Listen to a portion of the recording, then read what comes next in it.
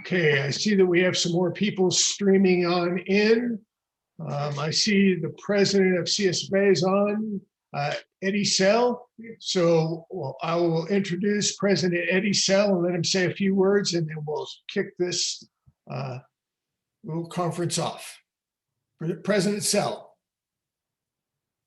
Thank you, Jeff. Appreciate it. I just want to say thank you for everybody taking the time to listen to such an important topic. And I really want to thank our CSFA leadership in particular, and our committee representative, Scott Clough, has done an amazing job, Ray Ramirez, and Jeff Meston and CSFA staff. So clearly, we're in a big battle, and we need to collaborate with all California Fire Service leadership on this. And so truly, we appreciate your time and efforts. And thank you so much for, again, making the time to be here tonight. Thank you. Thank you, President Sell. Well, welcome, everyone. I certainly see a lot of familiar names in the chat list.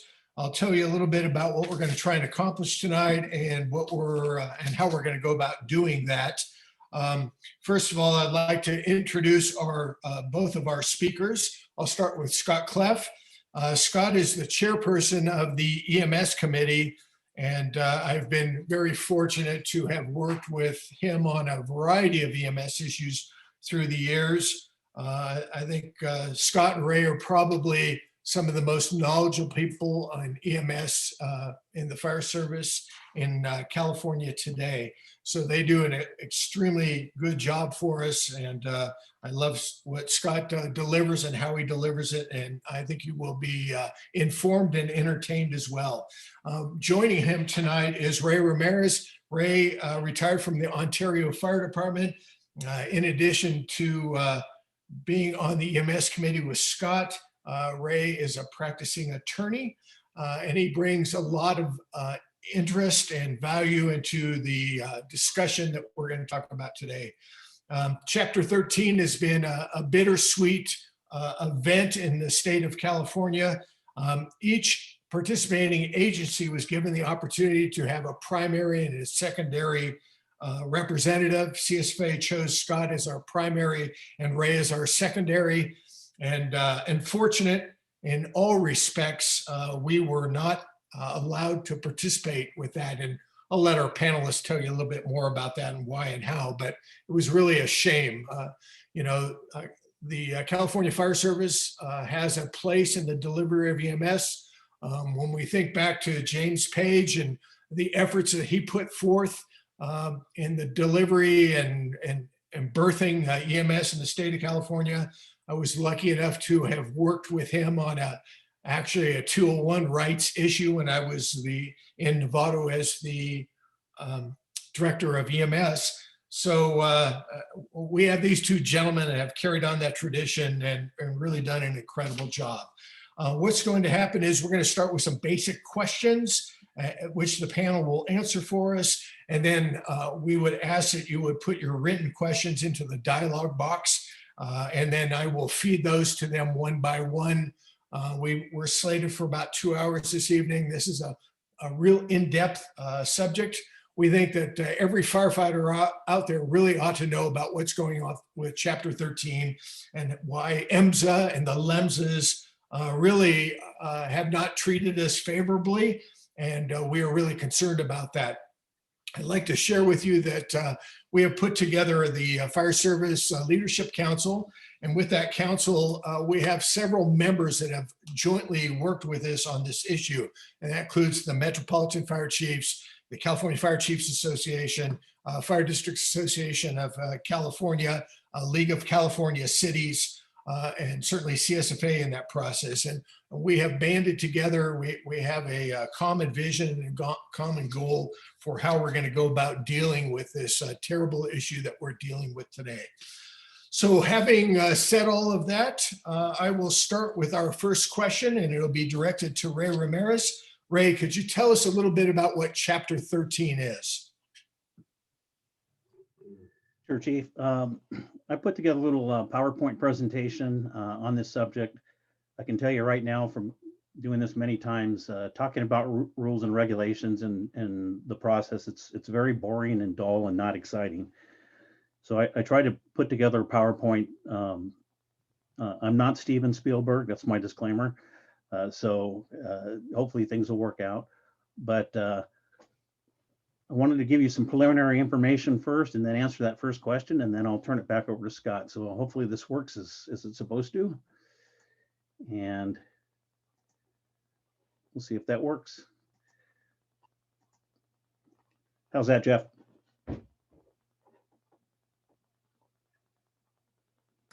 It's not coming up yet. So did you share the screen?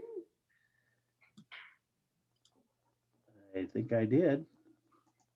Try that one more time. Let's try that one more time. There you go, Ray. How about now? Perfect. All right. So chapter 13, the forest and the trees. And I can tell you right now that a lot of trees gave their life so far for this process, and it's not done yet. First question was, what is chapter 13? And, I have Yoda here helping me a little bit just because this is a boring subject. But when we're making rules and regulations from a regulatory standpoint, there is a tendency to want to put all the power into the agency so that it can make decisions without having to go through certain processes. And that's common to all agencies, not just the ones we're talking about. Some preliminary information first, though. My favorite saying is follow the money. And so this slide represents some key points in history that affect Chapter 13. The first one is in 1965. Obviously, we had the federal Medicare ambulance benefit. This benefit drives EMS in the nation and in California. In 1966, there was the famous National Academy of Sciences Accidental Death and Disability Report, recommending that all firefighters and peace officers be trained in first aid. In 1966, first aid was the highest level of care. The report also recommended that local government provide EMS. So the following year, in 1967, the legislature created the Emergency Medical Care Services Act. And this created the first EMCC. And the first EMCC's job was to advise the Board of Supervisors on first aid, ambulances, and emergency care. That statute is exactly the same way as it was today as it was in 1967. And it's important because that statute shows that the legislature wanted local input into the system.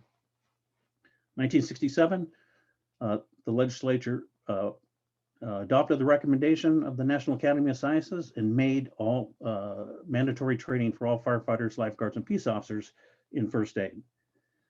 Then in 1970, we had the Wedsworth Township Paramedic Act, which created a voluntary level of paramedic care in the state of California. Voluntary. The legislature asked all cities and local governments to train their personnel to provide paramedic care. That's actually in the actual statute. A year after that, emergency came out.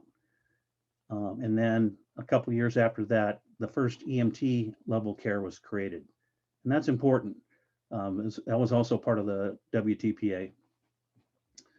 In 1980, we have the EMS Act, and that took effect on January 1st of 1980.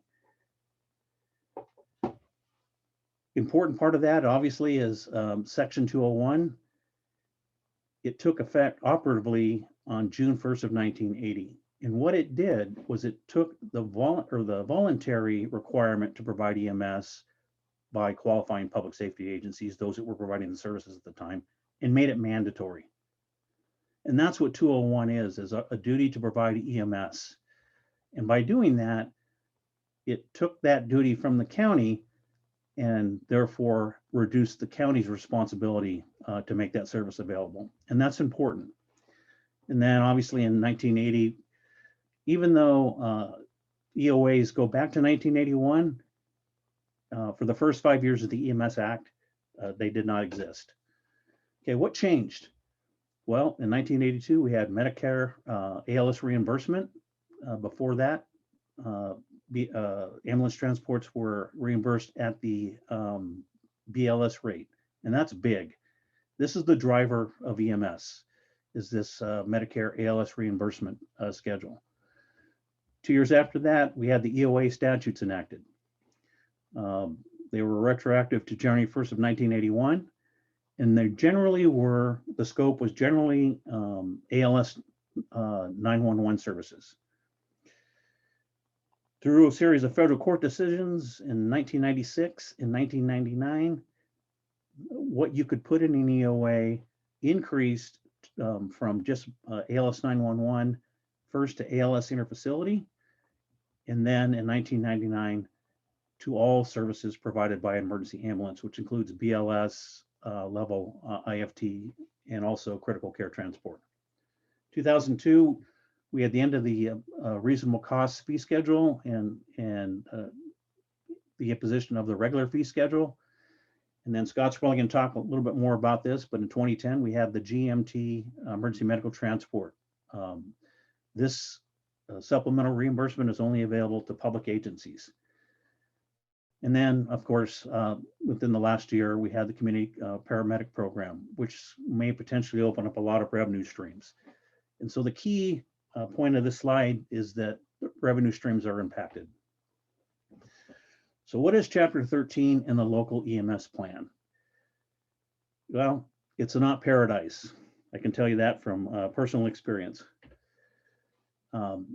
Is it a danger zone, or is it needed regulatory clarification of important issues? Or is it a little bit of both? And probably the accurate assessment is it's a little bit of both.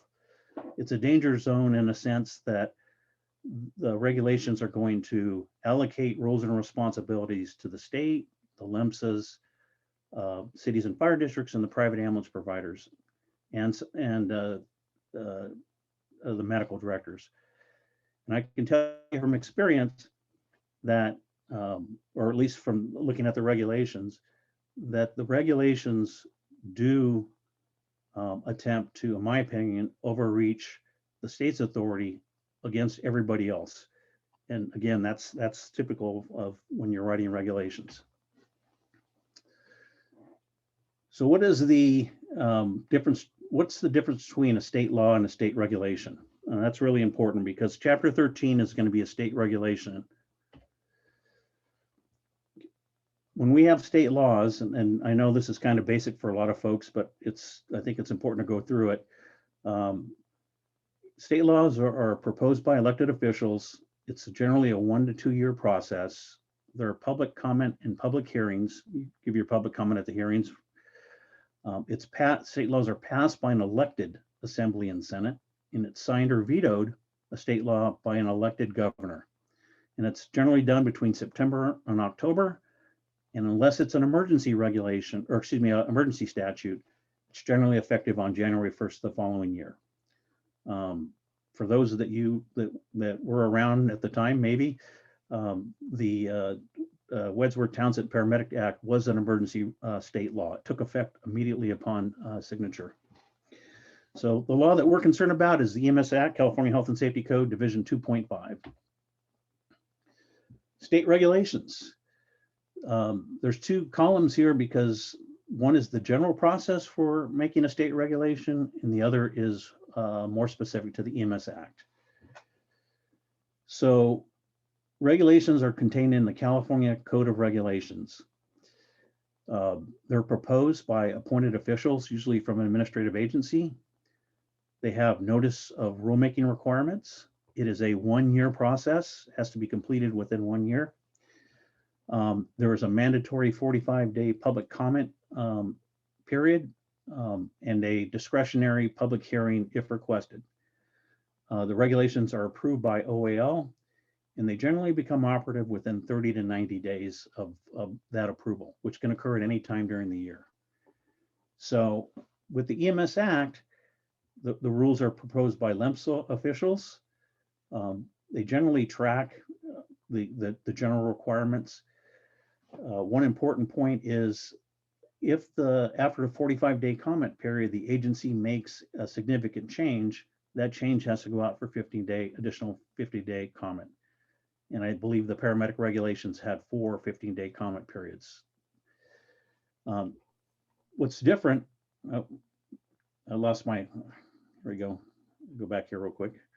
There we go. Technical error here.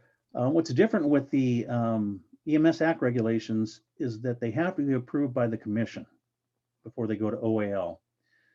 And that's done at a commission vote by a majority vote. So that's important. That's one of the important reasons why the EMS Commission exists. And normally, when the legislature requires that the stakeholders have a say in the option of regulations, that means that it was intended that the stakeholders have a say in the adoption of regulations, because the commission could disapprove the regulations even though they're valid. Hey, Ray, I don't mean to interrupt you. Could you remind me what OAL is, what they do? There you go, Scott. OAL is the Office of Administrative Law. And they're the ones that are responsible for reviewing regulations from all administrative agencies in the state of California. Okay, so Chapter 13 is a state regulation, and it governs the local EMS plan. And I like to think of the EMS plan as a general plan, like a general plan for your local agency. Those of you that work in cities know that you have a general plan that delegates land use, and that plan's important because it says who does what on what piece of property, what's allowable, what's not allowable. The EMS plan is pretty similar to that. The EMS Act requires that there are 8 mandatory components be addressed. It requires that the plan be submitted annually to EMSA for approval, something in practice that's not done. Before the rulemaking process started, there was an informal rule that said the plan was submitted every 5 years with an annual update, but the actual statute requires an annual submission. The plan describes the role and function of each local EMS system participant. That's us, also the hospitals, the ambulance companies, the LEMSAs, the medical director. And it describes the participants as operating within non-exclusive operating areas, grandfathered exclusive operating areas, and competitive process exclusive operating areas. What it does not do is describe participation by cities and fire districts operating to pursuant to 1797-201. So one of the problems, or one of the things that, let's see if I can move this over here. Right now, currently, there's one regulation in Chapter 13. If you pull up the state code on the website, you're going to find one single regulation on Chapter 13, and that's the EMS plan appeal process, and it's a very abbreviated regulation. So we don't have, with respect to the local EMS plan, we don't have regulations that define key terms, such as what does type of service mean? What does level of service mean? One of the things that I see as a problem is that for each chapter, each chapter has a list of definitions, and sometimes those definitions don't sync up with like definitions in other chapters, and that's a problem. So in other cases, we're lacking key definitions. No regulations exist to describe the content for each mandatory component. And this is important for the LEMSAs because they're required to submit it. There are no regulatory rules established for the EMS plan on submission, review, and approval. Review and approval are important because review and approval are the criteria the state uses to approve it or reject it. And that's very important that those regulations state with clarity what's acceptable and what's not acceptable, and when you submit it and how long the state has to approve it, and if there's a problem, how that process works. Obviously, near and dear to our hearts is properly recognizing 201 status. There's also no regulatory rules on revoking the EMS plan or suspending it. And so if the LEMSA, if the state believes that a plan is no longer in sync with what the prior approval was, it has the authority to revoke and suspend the plan. And that criteria and that process need to be clearly laid out in state regulation. And when I mean clearly laid out, there need to be timelines. You know, how much notice you get, how much time you get to respond, things like that. There are no rules governing grandfathered and competitive process EOAs. As many of you know, Cal Chiefs filed a petition with the Office of Administrative Law, where EMSA subsequently entered a declaration that it would no longer enforce underground regulations, which EMSA was using to approve or disapprove EMS plans. Cal Chief subsequently got a court judgment against EMSA prohibiting the use of underground regulations in enforcement actions, which is the reason why we need to have these regulations. Also very near and dear, and it's very important, is the proper role of the EMCC and the EMS Commission. They need to be described. Currently in the regulations, the entire Title 22 regulations, there is no guidance for what the EMCC does. Clearly in 1967, the legislature said the EMCC was important, and clearly they have a role in the local EMS plan formation. So that's important. Just some brief history here. Oops, go back here. For those of you who are wondering, that's what I look like when I started this process in the initial Chapter 13 meetings, which took place in the year 2011. Scott and I think Larry were part of that process. There were 19 scheduled meetings. 3 were canceled. I was originally not allowed to attend 9 of the meetings, and when I got instated in the task force, I attended the last 7 meetings. That process eventually stalled out. The following year, we started another process.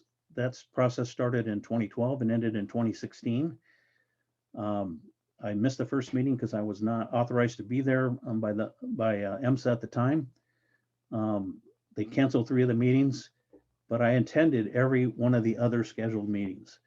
And that was through every 3 months, rain or shine, we met to discuss what the regulation should look like.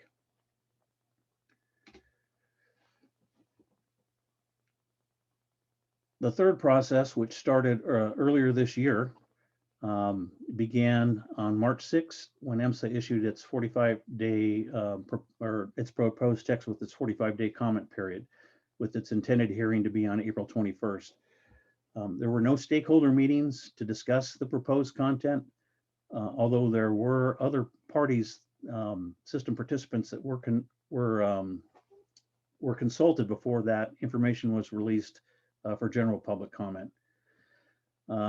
Cal Chiefs and others brought to EMSA's attention that we were in the middle of a COVID crisis, and we had asked them to delay this process until we could get through the COVID-19, which we're still currently dealing with. That did not occur. Instead, EMSA chose to extend the 45-day comment period to June 8th and the public hearing to the following day. On June 8th, they extended it to the 23rd, and the hearing was also on the 23rd. Normally the hearing's one day after the public comment period ends, but because it was more than 45 days, obviously they were allowed to have it on the same day. The public hearing did not take place because 3 days before it was supposed to take place, EMSA postponed it to a date that they didn't name. And during this time, Cal Chiefs had and others repeatedly asked EMSA to withdraw the rulemaking process. Some of you might be aware on May 5th, Cal Chiefs sent a letter by our attorney, Andrew Skelton. It's a 44-page letter with exhibits objecting to the procedural process or procedural defects in the regulation rulemaking process and asking EMSA to withdraw. They did not. There was some discussions that EMSA was going to withdraw the regulations, but up until the final day approaching the hearing, 3 days before the hearing, they canceled the hearing, but they didn't withdraw the regulations. and that forced Cal Chiefs to submit its comments. Cal Chiefs submitted a 15-page comment letter with 190 pages of comment, 190 pages of things that needed to be fixed. On August 14th, EMSA finally withdrew those regulations. As you can tell, this process is kind of wearing down on me. I'm a little older here now. On the fourth Chapter 13 process, because of COVID, it was scheduled to be done through the Zoom process. So shortly after withdrawing the regs, EMSA began the process of starting a new regulation rulemaking process. And that's important because that starts the 1-year clock. So whenever they start, they have 1 year to complete the process. As going to be discussed, CSFA and Cal Chiefs had selected representatives to be on the task force. EMSA declined to have those representatives. Their viewpoint was that they didn't want to have any consultants on the task force because they were discussing important issues. Now, I myself have participated in 4 regulatory rulemaking processes during my career, EMT 2010, and as well as some state guidelines. I know Scott has participated also in the rulemaking process, but our issue was a little bit exacerbated because other consultants were allowed to be in the process. In any case, they so far to date have held 5 Zoom meetings. My understanding is that the task force is allowed to give input following the rules that they've adopted, but EMSA has not released any proposed changes, which we have done in prior task forces, because it's very difficult to give comment on things when things that you're corrected haven't been fixed yet. So that to me is that's really going to make that process very hard. The last meeting, which was scheduled for 12/17, the 6th meeting, has been postponed 4 times. Now it's March 12th of 2021, and in that meeting,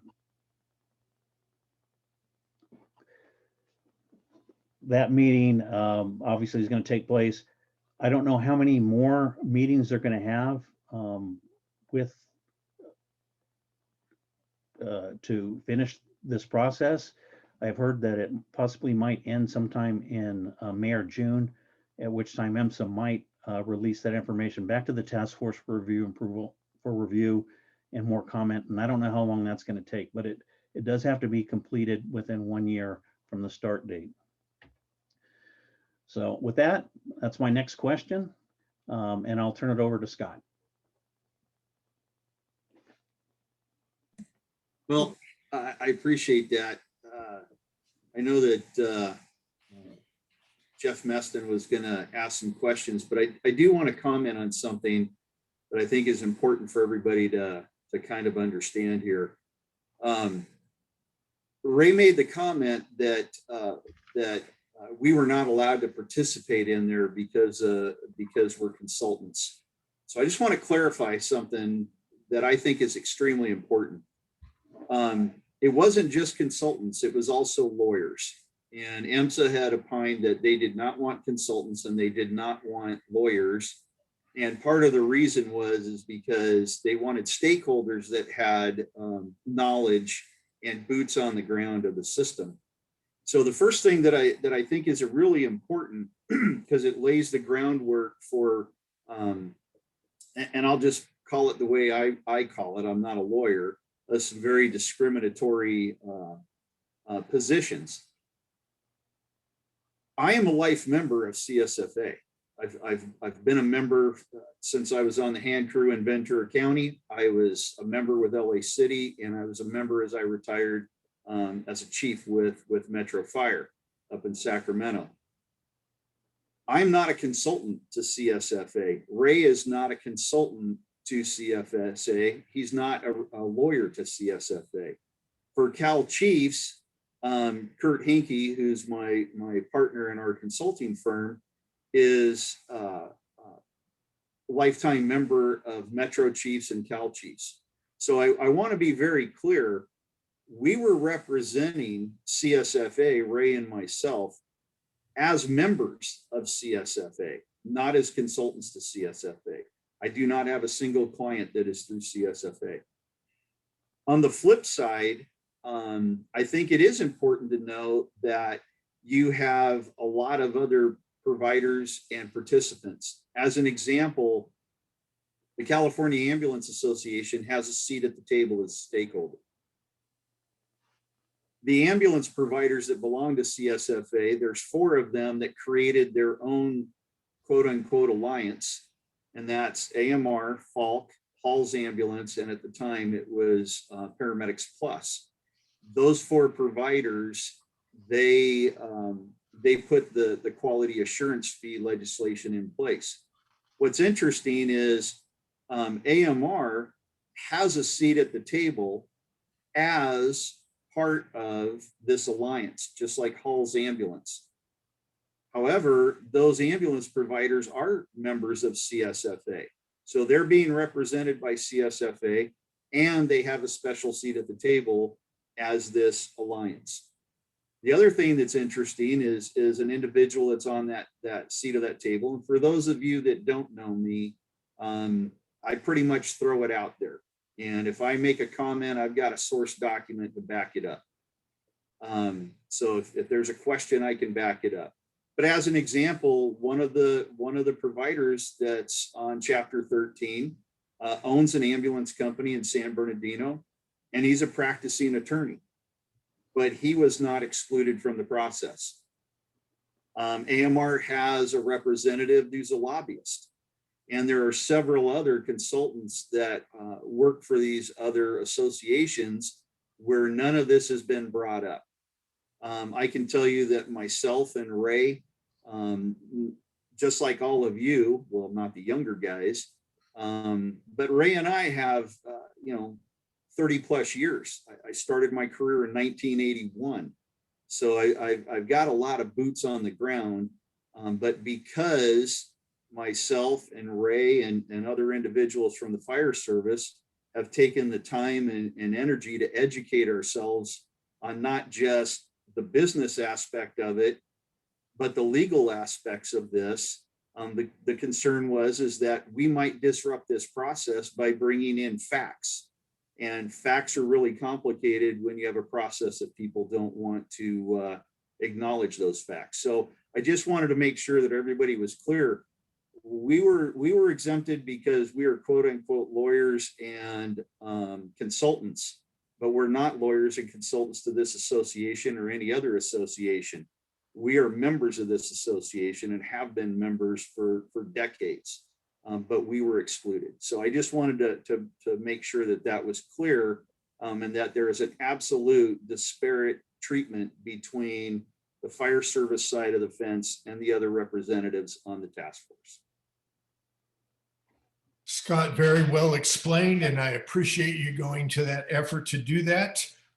Obviously, we have major concerns. So having stated that, Scott, could you answer this question? What implications does Chapter 13, the Chapter 13 process has as it goes forward under the current format? And again, we just like your uncut views on that. No, you don't, because I'll censor myself and be professional here.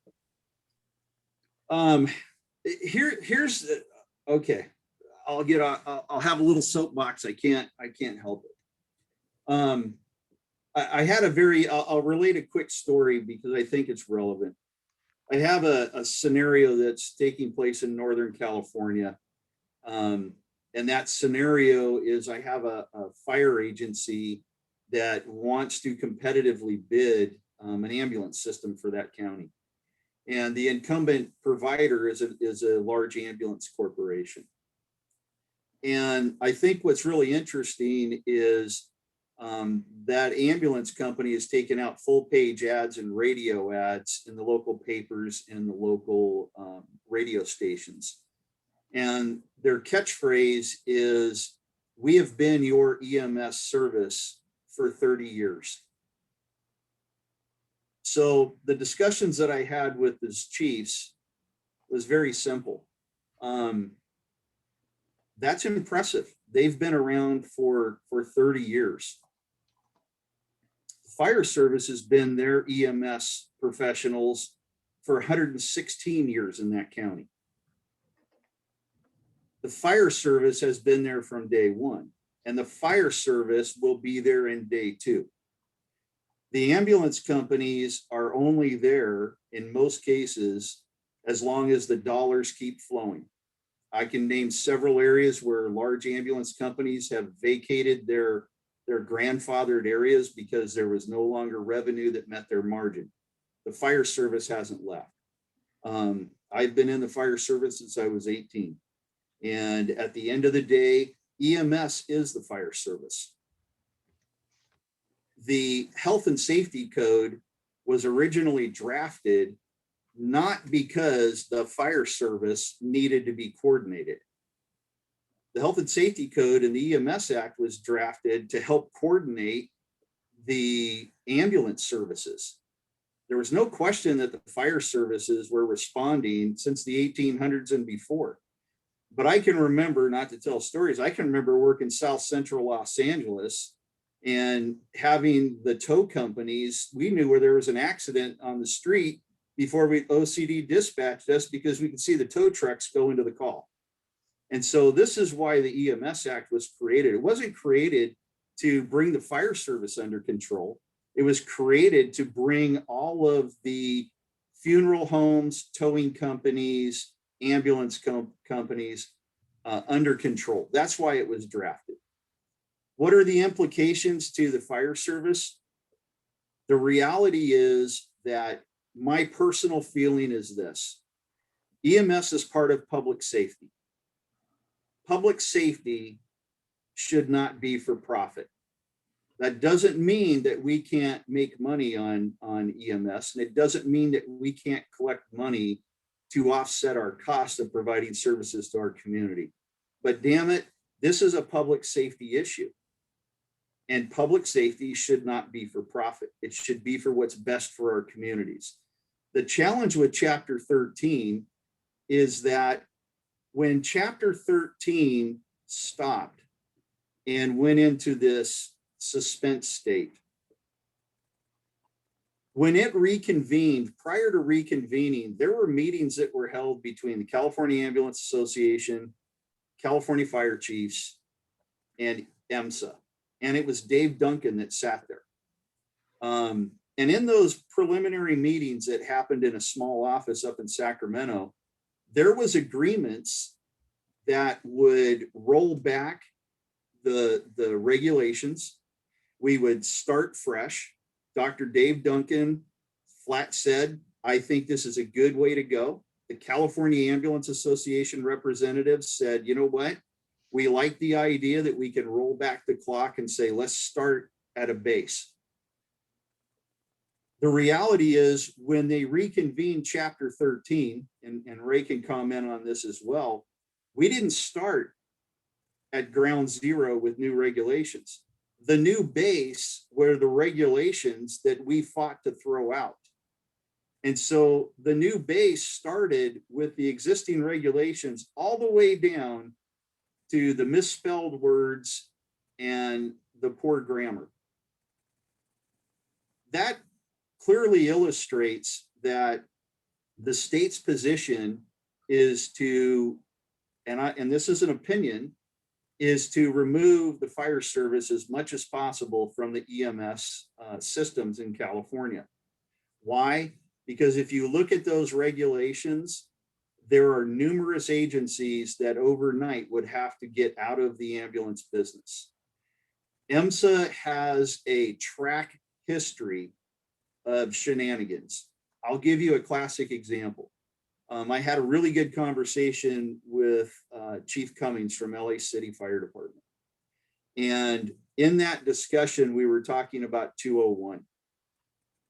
If you've reviewed 201, what 201 says, and I'm summarizing, it says basically whatever services a city or district is providing, they have to continue to provide or contract for if that's what they were doing.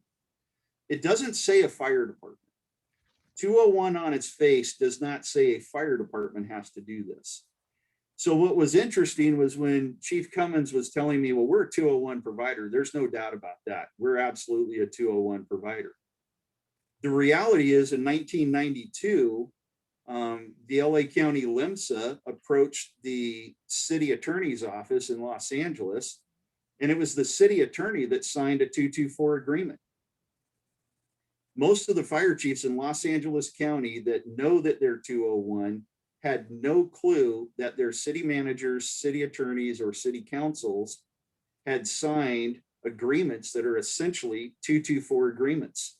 And if you look at the EMS ambulance zones in Los Angeles County, you will find that every one of those fire departments, with the exception of Compton, who happen to be stripped of their ability to provide ALS services, every one of those fire departments in Los Angeles County are classified as a 224 non-competitive VOA. And most of those fire chiefs have no idea that the LEMSAs went behind the fire services back and told those city managers, attorneys, and councils, the only way we can guarantee your exclusivity is if you enter into this agreement. Now there's an escape clause, and that escape clause says if you want to revoke your 224 agreement, you go back to whatever your previous position was, but they would insist that that doesn't carry, 201 does not carry any level of exclusivity. So we have a track record in California of our state EMS authority working with their LEMSA directors to do whatever they can to bring the fire service underneath what they consider their authority. And as a city, particularly a charter city, but as a 201 provider, you retain all of the administrative control for your services. So the implications of Chapter 13 is if we do not stay on top of what these regulations are, and if we do not maintain a strong vigil as a collective group, we're going to find ourselves with regulations that will start to eliminate our ability to provide services. What does that do? It's contrary to our mission of protecting our public, which is what we're tasked for doing and trusted with the tax dollars. The second thing that it does is take a look at the organizations that if they lost their ambulance services, what would that do to the workforce? What would that do to that level of experience? I'll go all the way back because I see my former boss 2 squares below me, Mr. Callan, but I'll go back to LA City. Think about how many firefighters now staff those ambulances. If LA City was put in a position of no longer having 120 ambulances or whatever they have today, what does that do to the workforce? What does that do to that skill set? What does that do to our public safety? So when we quantified this, you're looking at several thousand firefighter positions up and down the state, and some aren't firefighters, some are single roles, but you're looking at a significant impact, not just on our EMS system, but the fact that that gives us our capacity. That gives us our capacity that when you got to send a strike team or 2 strike teams or 3 strike teams or a task force or a USAR team, we have bodies that we can pull in on overtime, that we can call back, that we can mandatory to protect our citizens, our visitors, and our taxpayers. And this is stripping this of this. I can go on for hours and I'll get off my soapbox, but the implications of Chapter 13, I cannot overstate, are a direct attack and a direct threat on firefighters. But I'll tell you what, it's damn well a direct attack on public safety. That's the issue from my perspective. Sorry, I get a little involved there. Scott, thank you for that. And to solidify and to back up his position, I was one of the individuals in that room with Dr. Duncan and company. I was serving as the president of the California Fire Chiefs at the time, and it was factual. We all walked out feeling like finally we will have resolved something and we can put this issue to bed. So having said that, I'm going to now go back to Ray and ask him, what should every firefighter know about Chapter 13? And if you can blend into that, I know that someone in the chat has already asked, what will these new regulations impact volunteer fire departments? If you might be able to blend that in as well, Ray. So back to you. All right, I knew this was going to happen. I'm now in the difficult position of following Scott. So I'll try to answer that, but I would like to echo some of Scott's comments here. The fire service, Chapter 13 is very important, and the California Fire Service needs to be able to select who represents them during this process. I myself, I've been in 25 local EMSA task forces, and I've done 9 state task forces, as I mentioned before. Scott Clough and Ted Peterson were involved in locating a means by which the Medi-Cal reimbursement for fire transports would be greatly increased by turning on a switch that sat idle since like 1940. The GMT reimbursement process is kind of like the school system reimbursement process. The schools get reimbursed when you show up by the federal government when they have bodies in the classrooms. That process has been in place since around the 1930s or 1940s. And Scott Clough and Ted Peterson found it, and they turned it on. And that has brought in very much needed revenue for the California Fire Service. And so kind of, I think what Scott was saying was, we have people that kind of know what they're doing, and the fire service wants those folks to be their representatives. And the thing here that is concerning is that the state was able to say, we're going to pick who you have by not allowing you not to pick who you can have. And so I think that's very important. And then I want to just kind of reiterate the first portion of the slide. What is Chapter 13? Chapter 13 are the EMS regulations that are going to govern how the local EMS system works. And Scott pointed to a couple of examples of how you can take words and meanings to local officials, because there's no real defined meaning of what those words mean. Get them to do things or sign things, and then come back later and say, this is actually what it meant. That to me is not very, obviously not very accurate. But I'm going to go ahead and start with my next series here, see if I can get this to work. Chief, what do you see?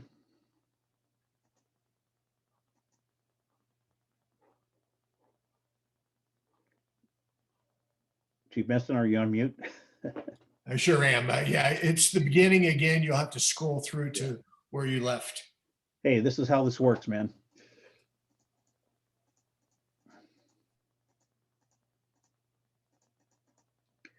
Okay, what should every firefighter know about Chapter 13? My favorite saying sometimes is, we need to hold the line. The hold the line is, we're protecting the public on a day-to-day basis, 24/7. We've been doing so since way before 1970. And through this process, when it's done, we need to be here protecting the public the way that we're currently doing. So as I stated before, when you're looking at Chapter 13 and whenever those new rules come out, the key thing that you should always be asking yourself is, where's the money going? When you're evaluating the proposed regulation language, ask yourself who benefits. Who's going to benefit if we enact this regulation the way it's written? And these are some guidelines on that. do the regulations compel the fire agency to provide pre-hospital EMS outside its jurisdictional boundaries at no cost to the county or the LEMSA? This is one of the primary objectives of Chapter 13, I think, is to create rules that would subordinate the fire agencies to local EMS agency control, so that some local EMS agencies could require those cities to provide services outside their boundaries at no cost to the county. Now, most of everyone here is familiar with the California Fire and Rescue Mutual Aid System. That system is voluntary. It works. At times, we've been able to mobilize up to 22,000 firefighters, state, local, federal, during the wildland fire sieges. I think that number was from 2003. We've been able to mobilize those forces within a matter of days and deploy them throughout the state of California to multiple incidents to protect the citizens of California. That system is completely voluntary. Now, if you have an OES unit, you've signed an agreement to deploy when requested. But the other thing is that when we're deployed like that, we are reimbursed for our actual costs. We're not providing services for free. And so one of the things that Chapter 13 as written might allow, or would likely allow, is the LEMSA to require a fire agency to provide services outside its jurisdictional boundaries at no cost. Many of us have automatic aid or mutual aid agreements where we do that. But again, those are voluntary agreements that your city can, or fire district can either stop doing if they want, but it's voluntary. And so that's why looking at Chapter 13 from the lens of what is it trying to compel us to do without our consent is very important. Another thing is an attempt by a LEMSA to raise revenue by imposing response times. If the regulations were to allow the LEMSA to impose response time standards on a local agency, they've effectively transferred the control of that agency from the city council or the governing board of the district to the LEMSA. If the LEMSA says, I want you to meet an 8-minute response time standard, and I'm going to fine you if you don't, you have to build fire stations to meet that response time standard. That's not their decision. That's a decision of the local governing body, which has to balance out the budget between the fire department, the police department, the public works, the library. That's why we elect those officials to make those decisions. The LEMSA is not an elected official. It does not have the authority to unilaterally impose requirements that the city would have to meet. The other thing I have a problem with is when you fine a public agency for not meeting its response time, it's because they were on another call. And so now you're fining a public agency for being on another call and they're not available to respond to another call. That makes no sense to me.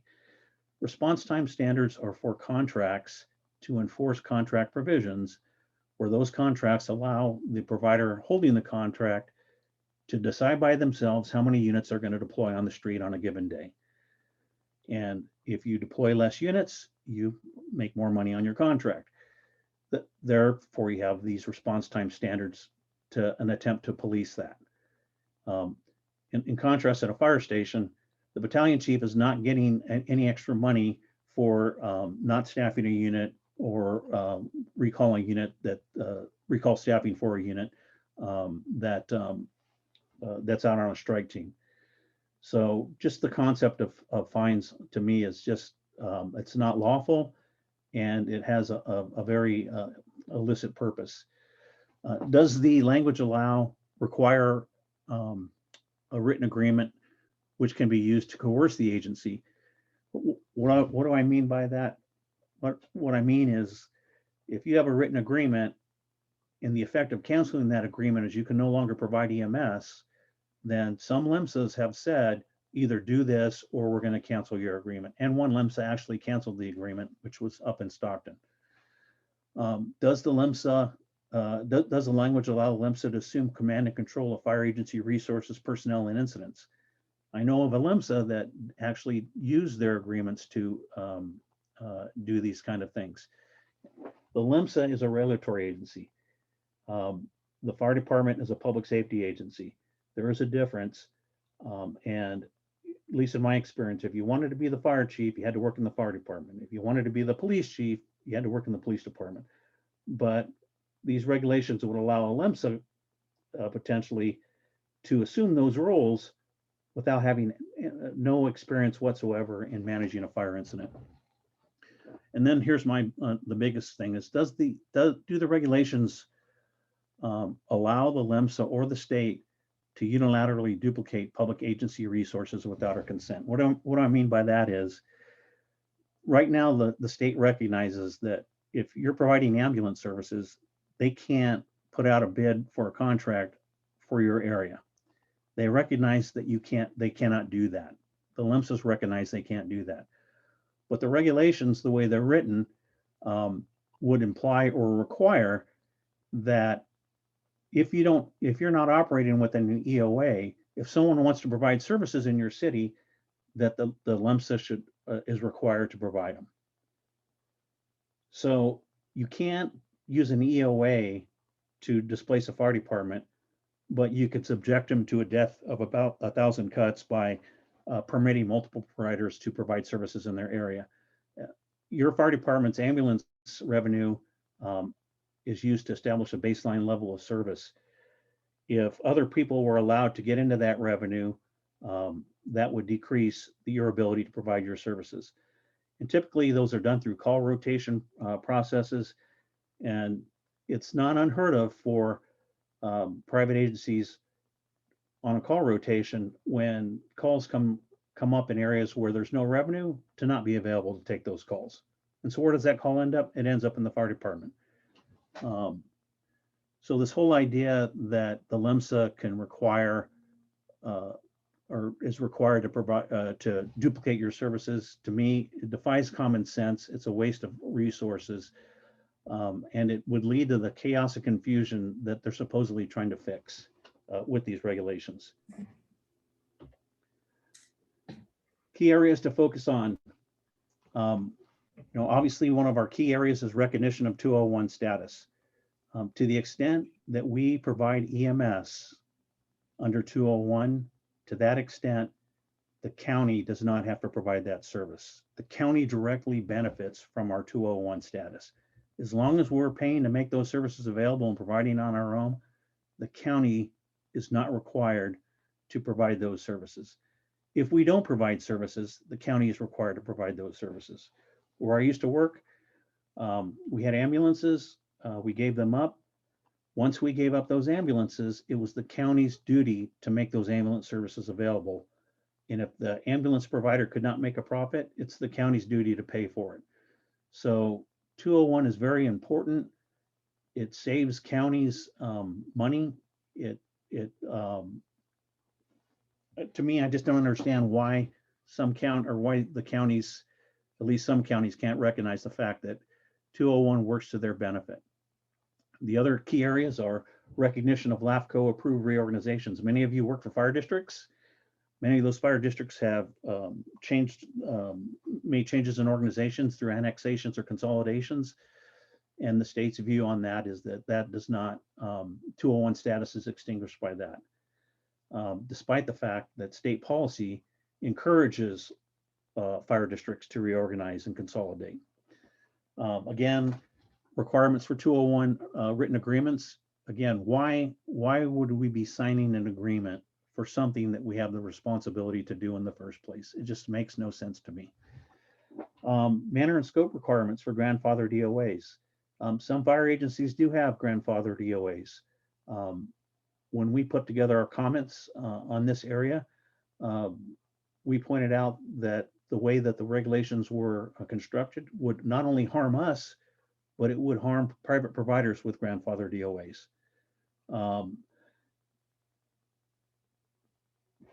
Sometimes somebody might ask, well, why did we do that? We want these regulations to be fair, clear, and correct.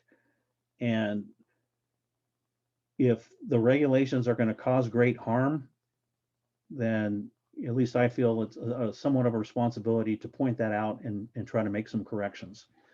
Other things, right now, EMSA has taken the position that you can't have competitive processes. There's no subcontracting in competitive process EOAs. The Contra Costa model is obviously an example of that process that works in that system after that plan was implemented. And Scott could talk a little bit more about this, but the EMS system revenues increased and the EMS system performance increased. And those revenues increases went back into the system to make the system better, to buy unit hours for areas to improve response time compliance. So to take the position that you can't have those types of arrangements, to me is contrary to public policy and contrary to the interests of the citizens. The local EMS plan review process. The EMCC needs to have a role here. Your EMCC at your county is your input into the system. And right now, your EMSA is not required to put out the plan for EMCC review. Again, since 1967, the legislature made the EMCC a cornerstone of local EMS system participation. That's the stakeholders represented into the system. The regulations, when they're issued, they need to clarify that. And then we talked about a little bit more earlier was the timelines for EMSA review. You know, these are important because it allows the EMSA to plan for when they need to require or to submit their plans, but it also allows them the ability to plan for the opportunity for public input into those plans. So without making this clear, by making these timelines too short, theoretically you could make the EMSA, or you could eliminate the ability of the public to comment on the plans when they're submitted. And then finally, the requirements for EMS plan appeals. Why is this important to us? Well, within the last couple of months, EMSA has to deny or attempted to disapprove 2 EMS plans, and in that process, wanting to deauthorize about 10 fire agencies from providing paramedic services. All of this during the pandemic, and they're using the EMS plan as the means. The disapproval as a means to get this done. The thing that the fire agencies need to understand, the firefighters need to understand, is we don't have any right to appeal these decisions in the way that this process is set up. So the state believes that they can, through this process, take away our ability to provide service, and we don't have a direct right to appeal. We have to, only the EMSA can appeal that kind of decision. And the only way they can appeal it are through regulations that don't clarify how that's done. So that's really important to the fire service. Even though it seems like it doesn't apply to us, it does apply to us. Everybody needs to know if there's a problem, you know, what is the process to appeal an adverse decision? That shouldn't be hidden and it shouldn't be complicated. So that's that. I'll go ahead and turn this back over to Scott. So Director Meston, I'm gonna hijack this for just 1 second because I want to really emphasize something that Ray said. Ray taught me this 15 years ago, or however many years, 10,000 beers ago. Follow the money. So let me just share this perspective, following the money. So Ray talked about response time criteria, and I won't take a lot of your time, Jeff, but here's something that this is an actual scenario that is played out, and it's true. I'm not making this up. We had a EMSA that had an ambulance contractor that was providing services, and typically your response times are 90% compliance. So the ambulance providers, and don't get me wrong, I'm not picking on the private ambulance industry. I have the utmost respect for the private ambulance industry. They fit a very important need in the state. But this is the difference between public safety and for-profit. So in this particular county, we have a competitively bid EOA. There's response time criteria. The ambulance provider hovers around 89 to 90% compliance. And that particular provider was incurring about $400,000 a year in penalties for non-compliance because they hovered in that 89 to 90% range. So most people would be shocked to find out that private ambulance companies right now are costing their ambulances out anywhere from about $180 to $200 per unit hour. Now there's 8,760 hours in a year. At $200 an hour, that means a private ambulance's cost is just under $1.8 million to staff that ambulance. So in this particular scenario, we had, for the sake of conversation, there was 14 ambulances in the system, and they're incurring about $400,000 in fines. And so the EMSA fines them, and the EMSA collects that money, and that money doesn't go back out into the system. But as I would do if I was a for-profit ambulance company, what would we do? We would try to eliminate the $400,000 in fines. Let me tell you what the ambulance provider did. The ambulance provider figured, if I take 12 hours out of the system, I'm going to incur about another $200,000 in fines and bring me up to about 600. But my ambulance cost me 1.8 million. So if I pay $600,000 in fines and I'm saving $900,000 on my ambulance, I just put $300K in my pocket. So what did the ambulance provider do? They took 12 hours out of the system. They increased their fines. The EMSA was thrilled because they're picking up nearly $250,000 per year more than they were getting the year before. The ambulance provider is extremely stoked because they just picked up $300K in new profit. And guess who pays the price? The fire department pays a price because now we're waiting longer for that ambulance to get on scene. But who really paid the price? It's that person that's waiting on that ambulance. Same thing occurs. I have a situation in a county right now in Southern California. I have a city that's changing their deployment. As soon as that city went to ALS, what did the EMSA do? They allowed that ambulance provider to add 2 minutes to their response time criteria. They're subsidizing that private provider now on the backs of not just the firefighters, but on the backs of the community. When that next call comes in, that crew's tied up. So when you look at the money, the EMSA doesn't care. They're making extra money. The ambulance company didn't care. They're turning a profit, and they're turning it on our backs and our taxpayers. I'm sorry to hijack that, Director Meston, but the money, you got to follow the money. That's the way the system works. Well stated, Scott. So I have the other question for you. What are the major fire service associations doing about the Chapter 13 process and the California Fire Service's role in delivering EMS? Well, specific to Chapter 13, and to be honest with you, Jeff, you can probably speak to it better than I could. One of the challenges is we, CSFA, California Fire Chiefs, FDAC, we chose to withdraw from participating in Chapter 13. Why would we do that? I mean, we got to have a seat at the table. And collectively with legal, it was determined that yielding to their demands of who could sit on that task force would validate EMSA's position.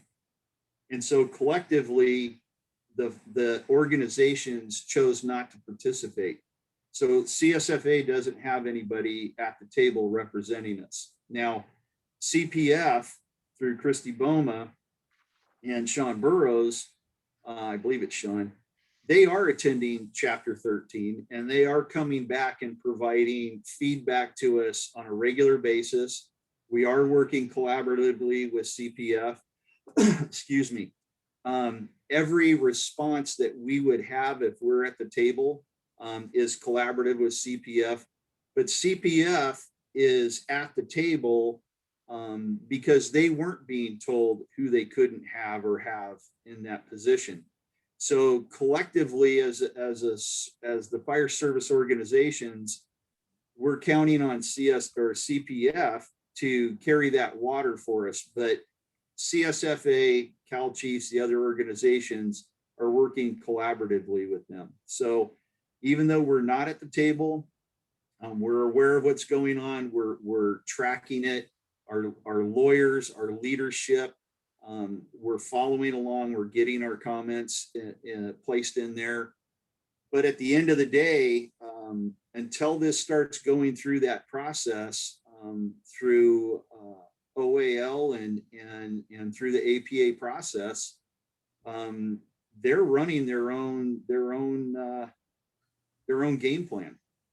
The other thing that's really important, and maybe I'm digressing a little bit, but I'll just call it out the way it is. Our organization, CSFA, is going through some challenges right now. We have some challenges with membership in different organizations. The biggest thing that I would say that's important for the fire service, and particularly our organization, is CSFA has a seat on the EMS commission. It's a governor's appointed seat. We have that seat at the table. There's 17 EMS commissioners. There's a handful, 5 that represent the fire service. It's so important that collectively as a group, we stay intact. Collectively as a group, I don't care if it's Cal Chiefs, CPF, or whoever, collectively it's in everybody's interest to make sure that CSFA is solid and intact, because that seat at the table, even though we're a minority, is a seat at the table that we cannot afford to lose. We're already playing second fiddle in many cases. CSFA can't afford to not be at that table. And I'm not stumping for CSFA, but as the group that's here tonight, your commitment to this is important, not just for CSFA. It's important to Cal Chiefs. It's important to CPF. It's important to FDAC. It's important to all of those groups to have as many fire service representatives there as we can. I don't know if that answered your question, Jeff, but if I didn't, restate it, and I'll see if I can say something intelligent. No, I think you've done it very well. And again, we made a strategic decision to align with our colleagues on that because we were told who we could and couldn't have. We didn't think that was right.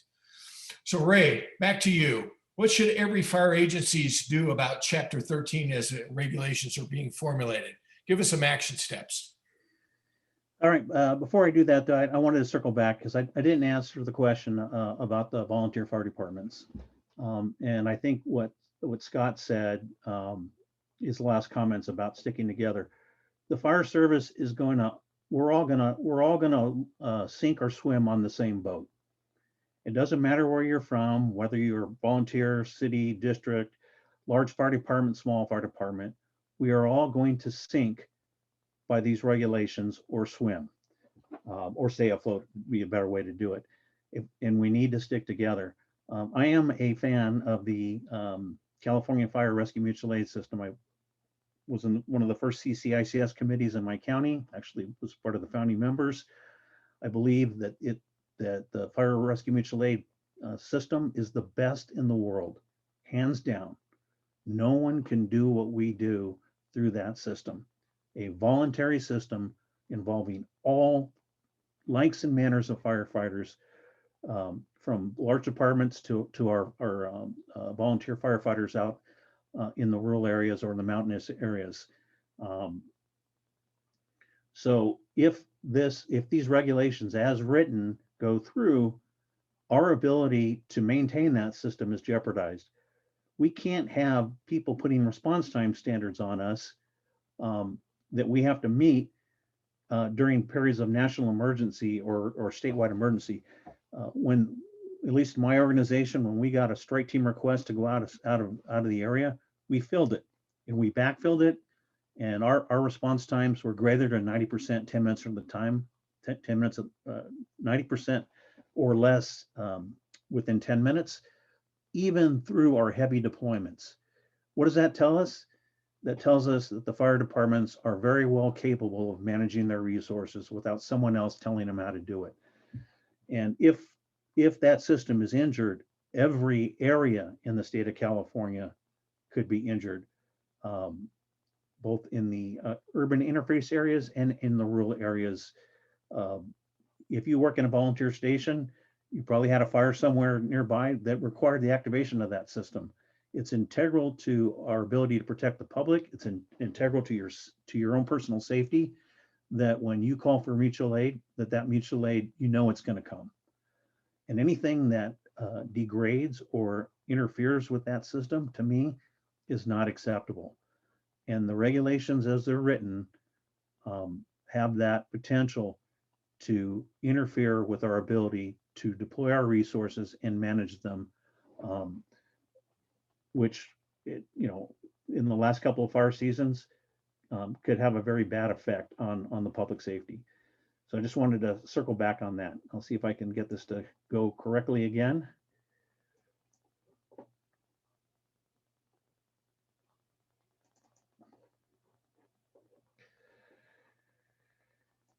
Okay, so what should I put on here, what should every public agency do during Chapter 13? You might have noticed that a lot of my slides are geared towards everyone, because as has been stated, this regulation affects everyone, and therefore it's not only what CSFA members should be doing, but it's what every public agency should be doing during Chapter 13.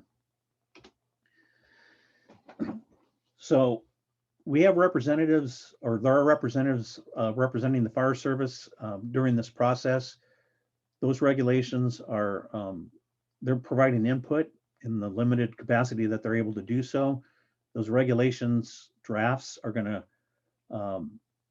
at some point, be consolidated. EMSA is going to redraft them. Most likely, EMSA is going to give them back to the committee so they can make some informed public comment now, informed comment, because now they know what they're looking at. But at the end of the day, when those regulations are done in that process, it's currently going to review, they still have to go through the public process, right? They still have to go through the public comment in the AP process. So as far as Chapter 13 goes, your agencies can subscribe to EMSA's interested party mailing list. That list basically gives you a menu of what you want to get feedback on. I would check the all box, because any regulation that's made affects you directly. I know that for the volunteer firefighters, the Chapter 1.5 regulations, which have some things that need to be cleaned up, they directly affect a lot of the volunteer agencies. Every regulation will affect you, or has the potential for affect you. When EMSA issues out this proposed text, it's got a mandatory 45-day comment period. If there are changes made after that 45-day comment period, there might be an additional 15-day comment periods. As I pointed out before, the paramedic regulations had 4 15-day public comment periods in addition to the 45-day period.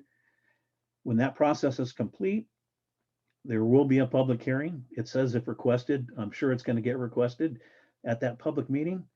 If the circumstances have improved by then, and they probably will, because that'll probably be sometime in September-ish, we need to show up in force at those meetings.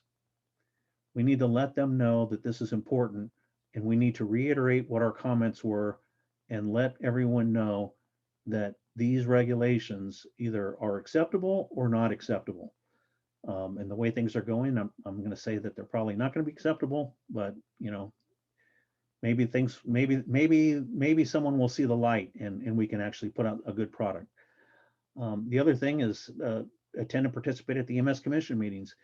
That any regulations making it past that point have to go to the EMS Commission for approval. And we have reps on that commission, as was just pointed out.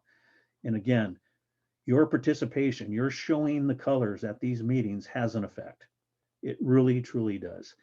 I remember when we were in the Superior Court during our action for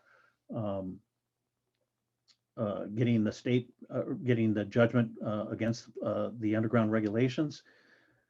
On one side of the courtroom were EMSA folks, one. On the other side of the courtroom were fire folks. There was about 20 of us. And the reason the number was low is that's when COVID started to begin. But I got to tell you this, in my opinion, the judge noticed that. The judge noticed that this is an important issue. So your participation at this meeting is very important when we get to that point. Every day, participate in your local EMCC. I know I have a place up in Mammoth, in Mono County, which is a rural county. I know you have an EMCC there. That's your opportunity to give input to the local EMS agency and through them to the state. And I would actively encourage that all members participate in their local EMCC process. Through that mechanism, everyone should be working with their EMSA so that they're actually participating in what goes into the EMS plan. Whatever goes in that plan is going to have a legal effect. And if it's going to be adverse to you, you want to find out about it while it's being developed or proposed. You don't want to find about it afterwards. That's wrong. That's the last time that's the worst time to try to fix it is after it's approved.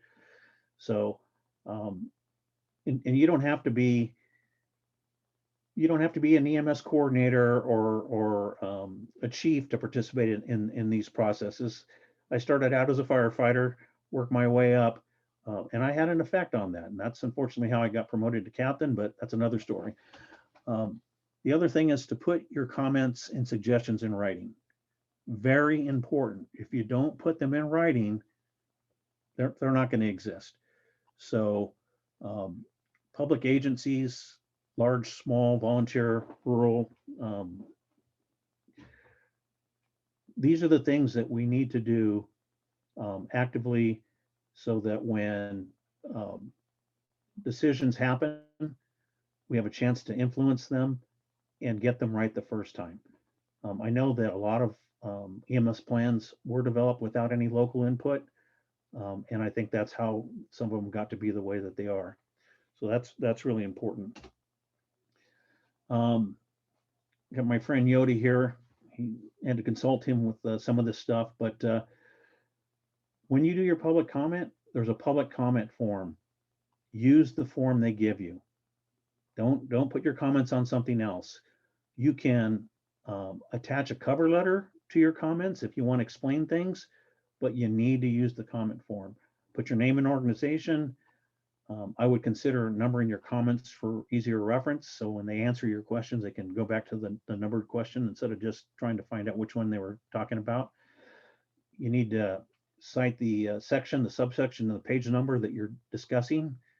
That's, regulation 1064 subdivision B1 on line 23, page 2. It really has to be that specific. I would consider in the comment box, you put you have a line that says objection and you state your objection, and then you have a line that says recommendation and you make a specific recommendation. And this is very important because if the objection and the recommendation are within the subject matter of the regulation you're commenting on, EMSA has to respond to that. If it's not, you've probably all seen their comment of not applicable. So you really want to be specific when you make your comments. I can't emphasize this enough. Read everything. The definitions matter. They really, really have an effect. Type and level of service is one of the most heavily contested definitions, even though a California appellate court has explicitly held what it meant. And why is that important? Because EMSA is trying to define type and level of service so that if you are a BLS provider and you went to ALS, that you're not allowed to do that without asking their permission under 201, which under 201, we're allowed to increase our level of service. We're not allowed to expand into a new type. We're not allowed to go from non-transport to transport.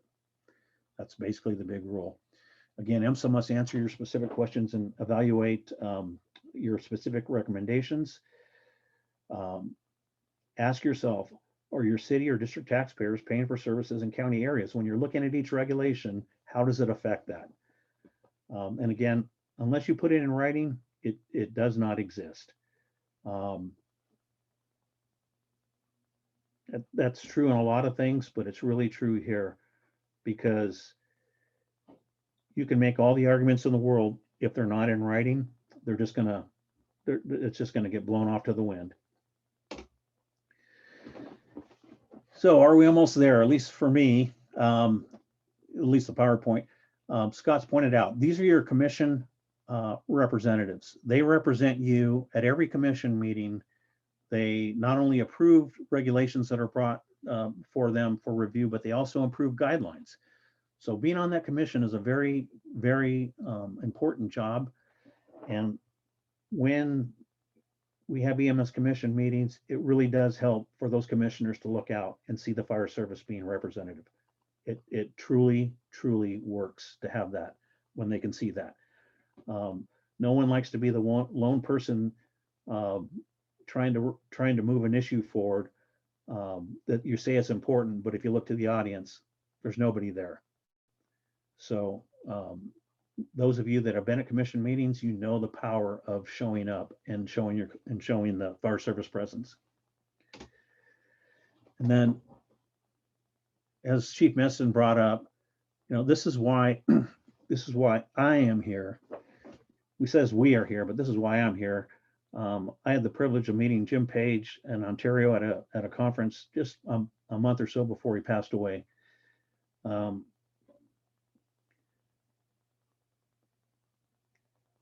Everyone, probably at least the older ones, watched Emergency. It's what got me interested in the fire service, although my dad was a firefighter, which was the other reason.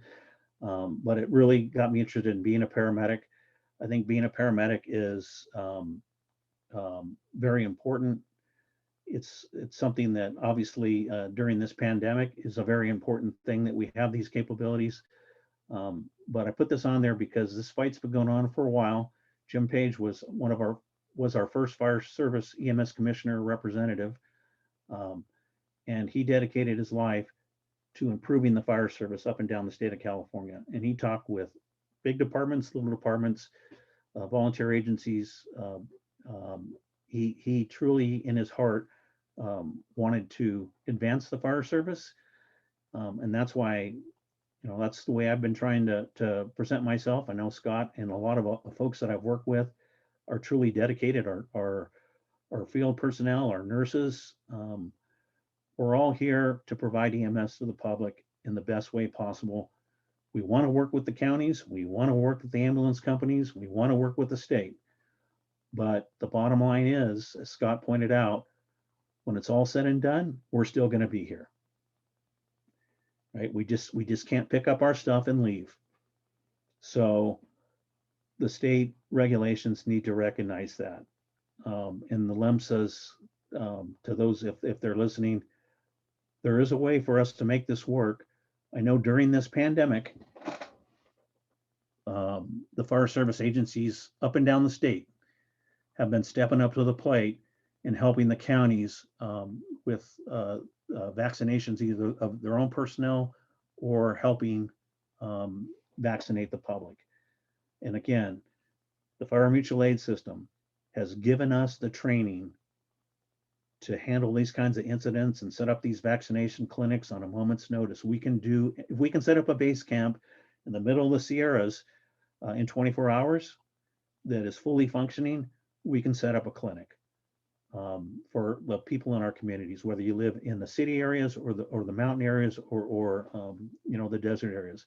The fire service is a force to be reckoned with, and these regulations need to reflect that. So I'll turn that over to Scott. I'll turn it over to Director Meston.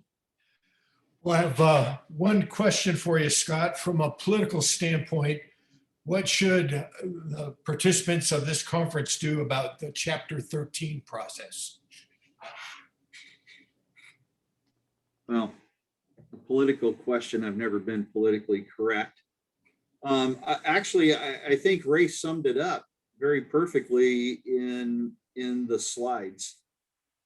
You need to stay engaged with the organization, stay engaged with your agency. You're getting great information here. Take it back to your organization, take it back to your leadership, take it back to your governing board. Let them know what's going on. As I said, I represent CSFA. If you need to present something to your board at your board meeting or a city council meeting, it just takes a phone call. And I can be at a meeting, I can Zoom in. Ray's in Southern California, I'm in Northern California. We can be at those meetings, we can provide assistance to you. We're a resource. Use us if you need it. The second thing is be engaged. It's amazing how many people will show up to a Zoom meeting like this, but when we have something at the Capitol, if you've ever had a desire to take an hour flight from Southern California to Northern California, take the hour flight and show up at the Capitol in your uniform and support whatever the initiative is that goes before our legislative body. Be proud of who you are. I was one of the first individuals, my organization, to join the California Ambulance Association. And it was interesting, they were shocked when we came. But my rationale was I looked at the Gulf War and I thought, you know, Norman Schwarzkopf probably would have loved to sit around in Saddam's planning meeting before they made their assault. That's why I joined the CAA. I like to be on the inside. And one of the first things we did was attend their legislative day. And it was interesting because we were given direction from other organizations, you know, don't play up that you're with the fire service, just wear a suit and tie, just blend in, keep a low profile. It was shocking when we showed up and management for most of the ambulance companies were dressed in Class A uniforms that are identical to fire service uniforms, with the exception of Harvey Hall at Hall's Ambulance, who had the best Class A. Him, Michael Jackson, Gaddafi, and Captain Crunch had all the same tailor for their Class A's. But the reality is there were 50 or 100, don't laugh, Ray, it's true, you've seen Harvey in his Class A's. But there was 100 ambulance service representatives that looked like fire department employees. And their message was, when you call us, you get the same. I still have the pamphlet that was their leave behind. And so it's important that you stay engaged. It's important you go to the meetings. It's important that you stay up to date with the organizations. But most important, it's really important to take this message back to your organizations, not just your chiefs, not just your elected board, but talk about it with your firefighters, talk about it with your captains, talk about it with your employees, and let them know what's on the line. And I think that's the biggest thing that we can do. And it's exactly what Ray just laid out in the last slide. Hey, Scott, I want to jump in on that. As many of you know, last year, the year before that, they're all running together. You know, we passed SB 438, which was a CPF bill. Cal Chiefs was involved in moving that forward. And I had the opportunity to work with CPF on that bill with Christy Boma and attend all the hearings. And I can tell you this. When the fire service representative showed up at those hearings, everybody took notice. There were a lot of other controversial things going on at those hearings, but when the fire service folks showed up, several of the legislative folks took the opportunity to point out that there were a lot of firefighters here and they appreciated their service. And, we had firefighters, a lot of firefighters, engineers, captains, battalion chiefs, deputy chiefs, fire chiefs. That has a very powerful impact. And I think we had 4 or 5 hearings, and we had to do that for each hearing.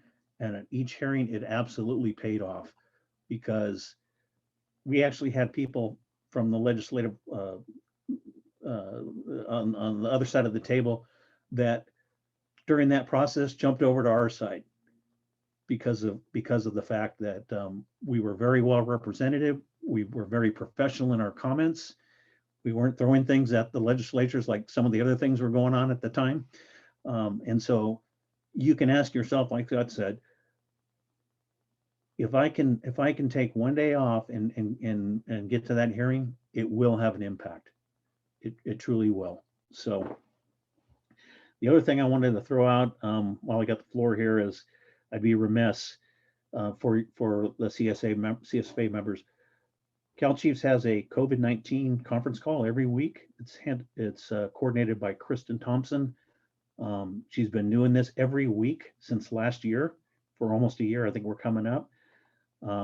If you have any questions about COVID, or you have any questions about policies or things like that, that's the perfect forum to do it. Chief Meston participates in that every week. Again, this is one of those things that the fire service is at its strongest when it works together across all the bounds, across all the organizations. And it's an outstanding work group, and my hat's off to them. So with that, Chief Meston. Okay, thank you very much. Great information from both Scott and Ray. I'd like to open this up now for questions from the group.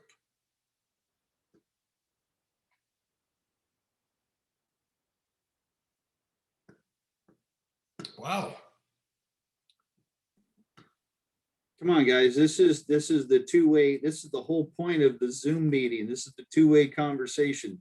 So somebody's got to have a question. Throw something out there. Anything. We call it Stump the Chumps. Come on.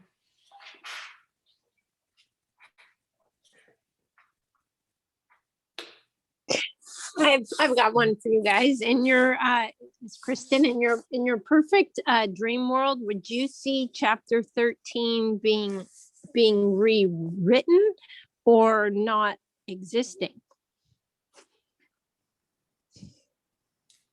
I'll answer it, but I'll let Ray as a lawyer chime in.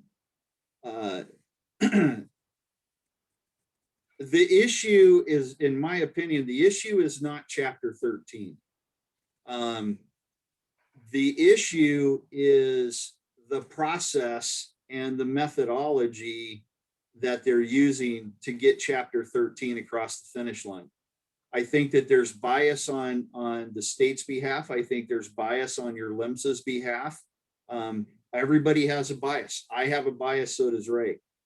I think the problem with Chapter 13 is if all of the parties came to the table with a goal of protecting what their truly lawful rights and abilities are, whether you're public or private.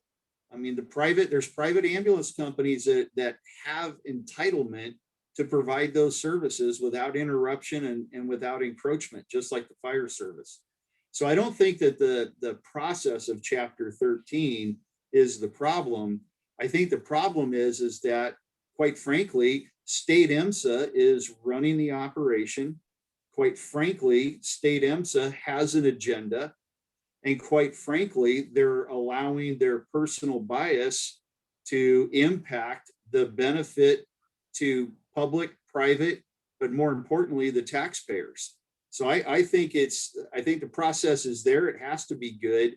It's the method that they're using. And Ray, from a legal perspective, might have a different perspective, but that's the problem is there's good people and bad people. If we can come together and have an honest discussion, I think we would be in a great position. But when you have EMSA saying, I don't want certain people to attend because they're quote unquote disruptive, well, the definition of disruptive in this scenario is they're bringing facts and items to the table that they don't want to hear because it changes their direction.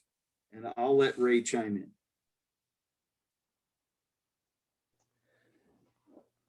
Yeah, I'm not sure, you know, my objection here is, so I'll probably get in trouble, is more structural.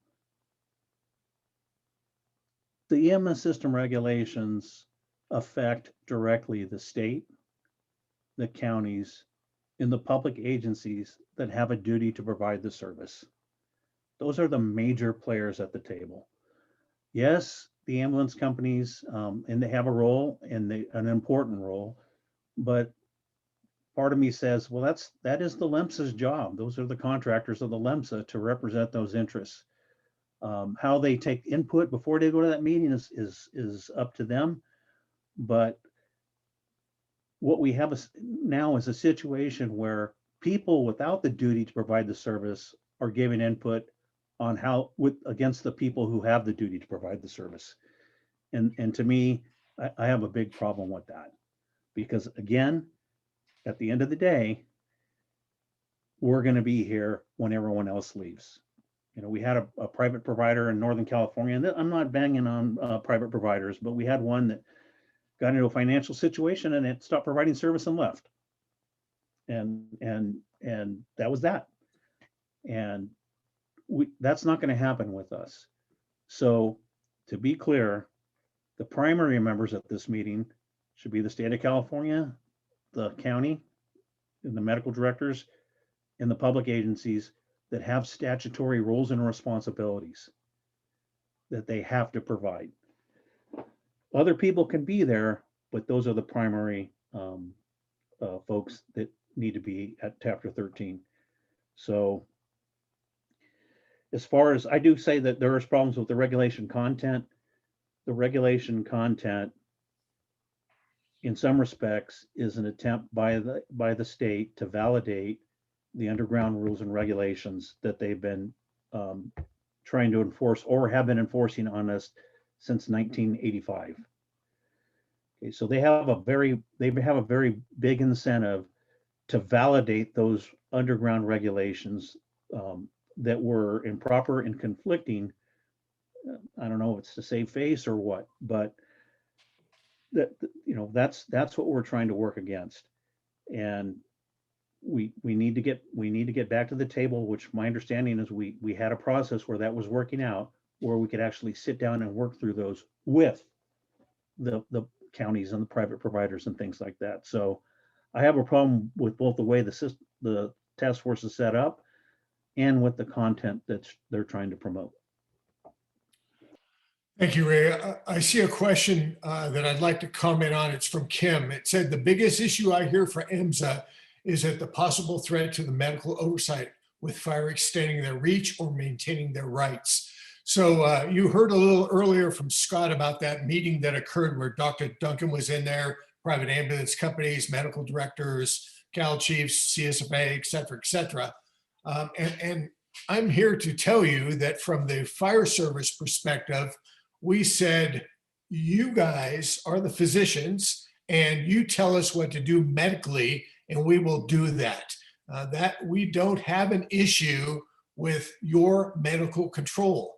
You determine procedures, policies that are medical in nature, and your physicians to have that capability to do that. But the delivery of the system in the field is really where we come in. You know, we are the ones that our taxpayers pay for the service. They have some expectations, et cetera, et cetera. So That would be my answer to that, but I'd certainly also throw that back to Ray and or Scott. I'll jump on here on that because in my travels and in my endeavors to work on these issues, I can tell you, I've been very clear. The EMSA has medical control. The medical director of the local EMS agency is the one that's supposed to be running the system. And they have medical control. And in my letters that I've written, I've always acknowledged that up front. The issue is not, does the EMSA have medical control? The issue is, what is the scope of what they're trying to do a proper subject of medical control? Because some folks believe that medical control means that you can tell someone what uniforms they can wear, how many units they can staff, can they work 24-hour shifts in a row? Are they subject to immediate inspections without notice? There's a whole list of things that people have thrown under the gamut of medical control that are not the proper subject of medical control. And the state law also limits what is not medical control. With SB 438, we clarified a lot of things that medical control did not do. Medical control did not allow the EMSA to interfere with the mutual aid deployment of resources, or whether or not a fire agency could respond to a medical call within their own jurisdiction. That we had to actually clarify that, it boggles the mind. But that being said, medical control is important. It needs to be physician directed. I would ask the medical directors out there, your fire departments are not contesting your medical control. What they're contesting is sometimes the administrator's interpretation of what that allows the administrator to do. In some cases, not all cases, but I would ask the medical directors to sit down and listen to what their fire agencies are doing, because again, during COVID-19, we have stepped up to the plate. We have stepped up to the plate for them, the county health officers, the county EMSA folks. And we've shown that when things get tough and when everything else is falling apart, we can be relied on. And so to kind of sum this up, obviously how to treat patients, and once we get on scene, those are all important parts of medical control. The quality improvement process, the data reporting, those are all important. What is not medical control is saying that we can't respond to a call in our own jurisdiction. That's saying that if you don't meet my response time that I came up with, that you have to pay me a fine. That's not medical control. That's administrative control. And under 201, we have retained administrative control. So hopefully that kind of answers the question. Or yeah, Ray, I put it in as a comment. This is Kim. I put it in as a comment because that's like their biggest, complaint. But the overreach, I don't understand why we cannot get them to. It's almost like working in the fire service. You can almost hook a lot of stuff that's within the fire service to EMS one way or the other, and having to delineate that. So they can back off, with the operations piece. You're absolutely right. I don't know why they decide that operations is part of that, that kind of scope. So that's going to be our biggest argument, I think. Well, I'll probably get in trouble with this one too, but and this works in police and fire departments. The fire chief runs the organization. That's clear. Everyone knows that.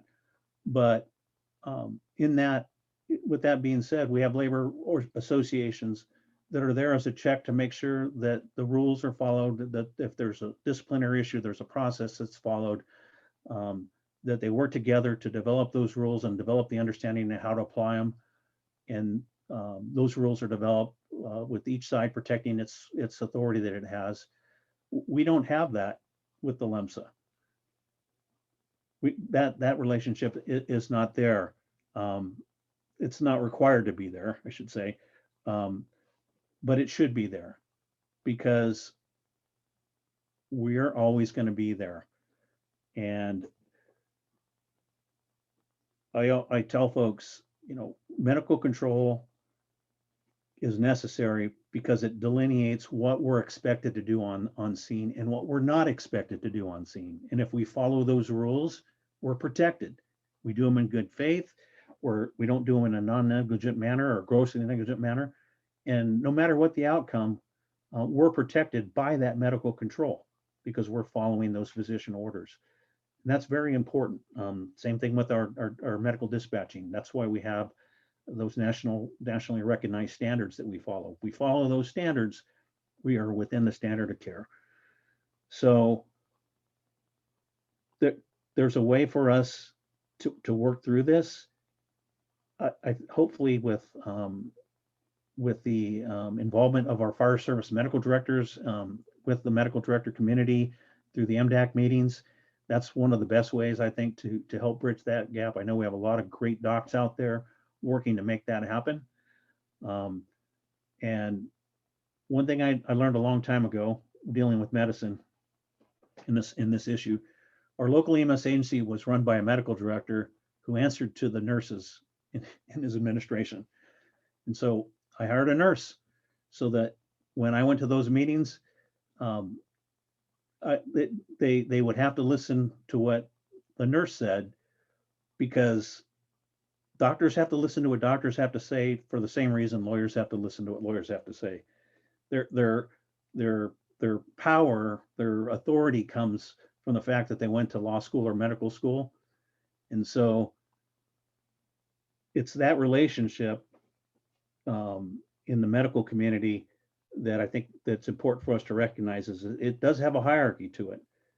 And the more that we can have nurses and medical directors representing our interests at the committees where those physicians and nurses meet, the better we're going to be. And and if those folks are imbued with fire department values and the fire department mission, they're going to be very powerful advocates for us in that area. I see a question in there by Mike asking if we'll ever get back to that place with Duncan before it went all sideways. And I can share with you that once we won our most recent lawsuit and were awarded attorney's fees, that kind of changed the perspective. It isn't that we haven't tried, because I think we recognize that relationships are critical. And, quite frankly, the leadership group as a whole were the ones that supported Dr. Duncan to get him into the position that he holds today. But certainly that relationship has eroded, and I don't know if there's any going back, quite honestly. So do we have any more questions? We've got two great experts in the room. If we don't, I'll kick this back to our president to wrap us up on this.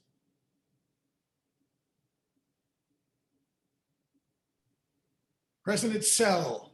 Thank you. Thank you so much, Director Meston, for that. Appreciate it.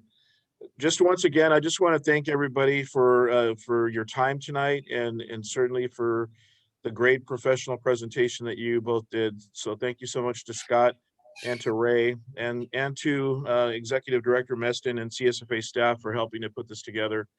And for everybody on the call tonight, I just want to, again, we are truly in this together, kind of like what Scott was talking about earlier.